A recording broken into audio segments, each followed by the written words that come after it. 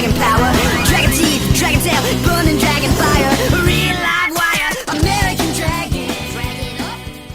Hello everyone, in this video I will be showing you how to stutter step or animation cancel your attack. I'll be showing it in real time and in slow motion with various weapons so you can get an idea of what moment or specific animation frame to cancel the attack animation. There are only 3 different types of attack and weapon pullback animations. You have all of the one-handed weapons from clubs to flaming swords, and then you have the two-handed over-the-shoulder swing from cartwheel, oar, and spades. And lastly, you have the two-handed thrusting weapons like the pitchfork and halberd. Stutter stepping is really simple to learn but hard to master and requires a lot of practice. Earlier I said that I'd teach you how to animation cancel, but the attacks are really split into 2 separate animations. There's the attack swing animation and the weapon pullback animation. The pullback animation is the thing we will be canceling. The basic concept is to move your character after you hit your opponent and start pulling your weapon back. This will cancel the weapon pullback animation and start your character's movement animation, which will then let you start another attack animation. Besides just canceling the weapon pullback animation to attack another time more quickly, stutter stepping includes some movement, and sometimes this movement can be advantageous by letting you hit the enemy by getting just enough distance to hit them again without letting them touch you,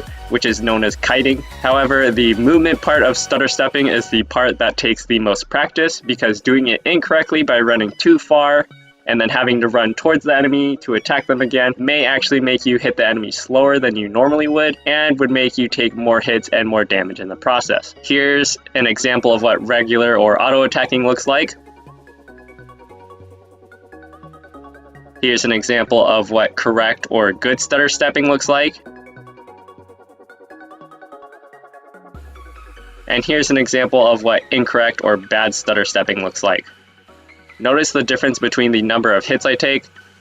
When I did the bad stutter stepping, I took 7 hits. If I had just auto attacked, I probably would have gotten hit 6 times if I didn't sneak attack first. And when I did good stutter stepping, I only took 3 attacks. When I did do the sneak attack, I probably would have taken 4 without the sneak attack. The gap of how many hits you take between these 3 methods grow when the enemy you are fighting has significantly more health. So it's super important to master this before getting into boss fights. The difference between each weapon in their animation category would be their range and their attack speed, which will determine how you move with the weapon and what enemies you can successfully kite, or if the only option is to step towards the enemy and only focus on increasing your attack speed rather than trying to kite the enemy. For example, kiting enemies by backstepping with a dagger is impossible because of their short range. This also depends on the attack range of your enemy. Animal enemies such as wolves and enemies with weapons like Damn Knights have much longer ranges that can't be kited with weapons that have a range of less than 1.4. As you can see in multiple of these examples, you can also use objects such as trees, rocks, chests as obstacles to kite enemies a bit easier. This is only possible to do with longer weapons, of course. Small chests and tombstones can be used with weapons that have a range of 1.4 or more. Trees can be used with weapons that have a range of 1.9 or more, and rocks can only be semi-useful with two-handed thrusting weapons. That's all for this guide. I hope it was helpful in teaching you stutter stepping, kiting, how to use your environment to your advantage, and a little bit about your enemies. Don't forget to like, share, and subscribe, and hit the bell for notifications so you can get the best Grimsoul tips. Good luck surviving in the Plaguelands, and remember,